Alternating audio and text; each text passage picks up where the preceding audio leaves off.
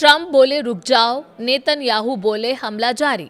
नमस्कार, मैं हूं वंदना त्यागी और आप देख रहे हैं न्यूज 18 राजस्थान का डिजिटल चैनल।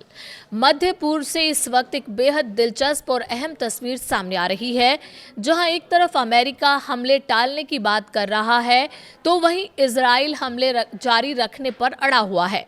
सबसे पहले बात करते हैं इजराइल के प्रधानमंत्री बेंजामिन नेतन्याहू की। नेतन्याहू ने सोमवार को जानकारी दी थी कि उनकी अमेरिका के राष्ट्रपति डोनाल्ड ट्रंप से बातचीत हुई है। उन्होंने कहा कि दोनों देश मिलकर एक ऐसे समझौते की दिशा में काम कर रहे हैं जिससे युद्ध के लक्ष्यों को हासिल किया जा सके और इजराइल के हित सुरक्षित रहें। लेकिन यहीं पर कहानी बदल जाती है, क्योंकि एक तरफ बातचीत की बात हो रही है, वहीं नेतन्याहू ने साफ कर दिया है कि इजराइल ईरान और लेबनान पर अपने हमले जारी रखेगा। उन्होंने सोशल मीडिया प्लेटफॉर्म एक्स पर लिखा कि इजराइल ईरान के मिसाइल और परमाणु कार्यक्रमों को निशाना बना रहा है और हिजबुल्लाह को लगातार झटके दे रहा है। यहां तक कि उन्होंने दावा किया कि हाल ही में 2 और परमाणु वैज्ञानिकों को भी मार गिराया गया है। यानी इजराइल का संदेश बिल्कुल साफ है, बातचीत अपनी जगह, लेकिन सैन्य कार्रवाई रुकेगी नहीं।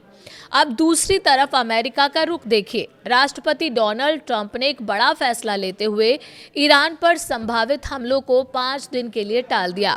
उन्होंने युद्ध विभाग को निर्देश दिया है कि ईरान के बिजली संयंत्रों और ऊर्जा ढांचे पर फिलहाल कोई हमला नहीं किया जाएगा। ट्रंप ने कहा है कि ये फैसला इसलिए लिया गया ताकि बातचीत का मौका मिल सके।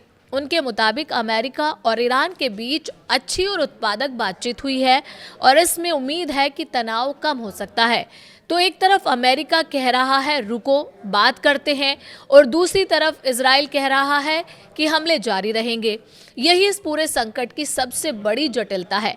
अब बात करें मौजूदा हालात की। ये युद्ध अब 4थे हफ्ते में पहुंच चुका है। 2000 से ज़्यादा लोगों की जान जा चुकी है। तेल की कीमतें तेज़ी से बढ़ रही हैं और वैश्विक अर्थव्यवस्था पर भी इसका असर साफ दिख रहा है। तनाव का सबसे बड़ा केंद्र बना हुआ है होर्मुज जलडमरू मध्य, जो दुनिया के सबसे अहम तेल मार्गों में से एक है। ईरान पहले ही चेतावनी दे चुका है कि अगर उस पर हमला हुआ तो वो पूरे पश्चिम एशिया में बिजली संयंत्रों को निशाना बनाएगा। वहीं ट्रंप ने भी साफ कहा था कि अगर ये जलमार्ग बंद किया गया तो अमेरिका ईरान के ऊर्जा ठिकानों पर हमला करेगा। अब इस पूरे मामले में संयुक्त राष्ट्र भी सक्रिय हो गया है। यूनाइटेड नेशन सिक्योरिटी काउंसिल में बहरीन की तरफ से एक नया प्रस्ताव पेश किया गया है। इस प्रस्ताव में कहा गया है कि होर्मुज जलडमरू मध्य में जहाज़ों की आवाजाही को सुरक्षित रखने के लिए सदस्य देश सभी जरूरी कदम उठा सकते हैं। इसमें ईरान से मांग की गई है कि वो वाणिज्यिक जहाज़ों पर हमले तुरंत बंद करे और नेविगेशन में किसी भी तरह की बाधा न डाले। यहाँ तक कि जरूरत पड़ने पर सैन्य कार्रवाई की अनुमति देने की बात भी कही गई है। लेकिन इस प्रस्ताव का पास होना आसान नहीं है, क्योंकि सुरक्षा परिषद के स्थायी सदस्यों के पास वीटो पावर है। तो कुल मिलाकर तस्वीर साफ है। अमेरिका फिलहाल रुक कर बातचीत चाहता है, इजराइल हमले जारी रखकर दबाव बनाना चाहता है। अब सवाल यही है, क्या ये 2 अलग अलग रणनीतियां मिलकर शांति लाएंगी या हालात और ज्यादा बिगड़ेंगे?